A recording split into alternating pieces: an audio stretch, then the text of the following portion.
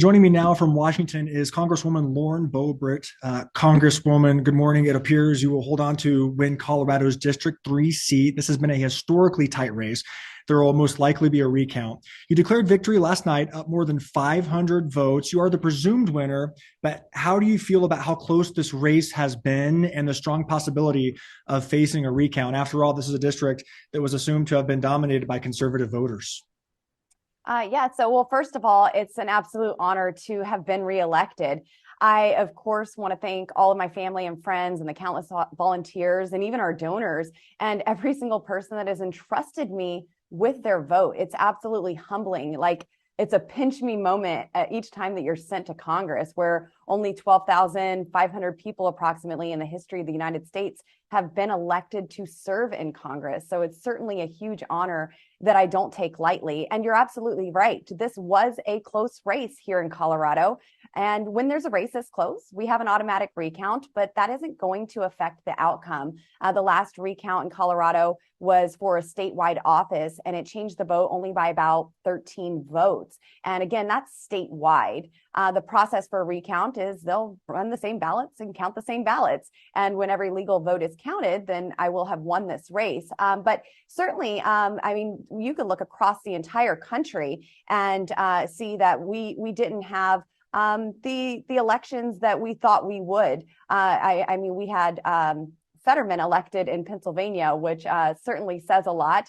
And then in Colorado, there were some high stake races. We had Governor Polis and Senator Michael Bennet on the top of the ticket, which certainly drove out a lot of Democrats to the polls. And I'm glad that people were engaged and voting in this election. And your opponent, Adam Frisch, referred to you in your political style as entertainment. Now, given that this race was much closer than your run 2 years ago, and it appears you lost many independent voters because of your approach, how will you adjust your approach moving forward? So it's interesting that those attacks were made. It's certainly, if you go to my opponent's Twitter page and look at the angry comments that were made and liked and retweeted, there was a lot of anger on that side. But look, my opponent ran on the same policies I have been working towards. He ran on securing the border, protecting Second Amendment rights, increasing domestic energy production. Unfortunately, those were lies and things that he doesn't support. But these are the policies people in rural Colorado want to see. And so he was trying to deceive voters and saying that's what he would stand up for. But I really think the big takeaway for me and what I've heard from my constituents is we have the policies, but the temperature in Washington, D.C. needs to be taken down a notch. And I think we can do that with Republicans in the majority. It's very frustrating to be in Washington, D.C. in the minority when Nancy Pelosi is in control of all the committees and the floor schedule. And the only thing that I'm in control of is my voice to the voters. Take, for instance, the budget committee that I served on.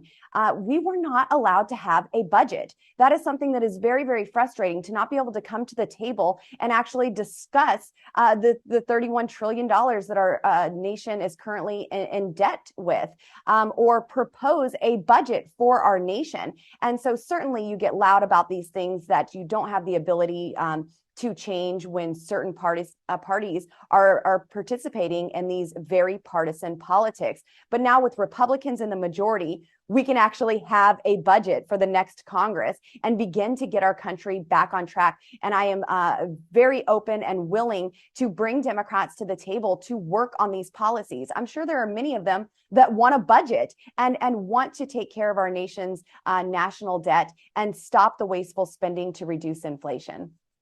So, Congresswoman, you do acknowledge that the temperature does need to be taken down a notch. How will you do that? And what would be, of all the issues you just listed, what will be your number one, the first issue you'll tackle first?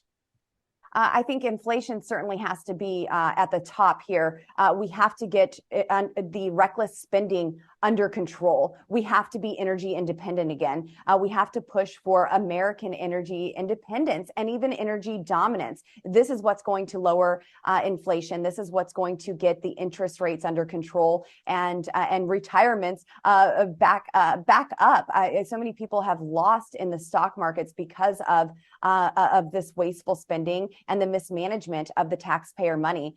So this is something that certainly needs to be a priority. And of course, securing the southern border. border in whatever means are possible. We have to get the southern border secure to stop the flow of fentanyl. We have 4 million people who have come into our country illegally in less than 2 years. This is a massive invasion and a problem for our country, and we have to be able to come to the table and solve it. I'm happy that we will have the gavel in committees. We will have the gavel on the House floor, and that will certainly help to bring the temperature down, because we will actually be able to have adult conversations once again, rather than this one-sided, one-party rule in the federal government.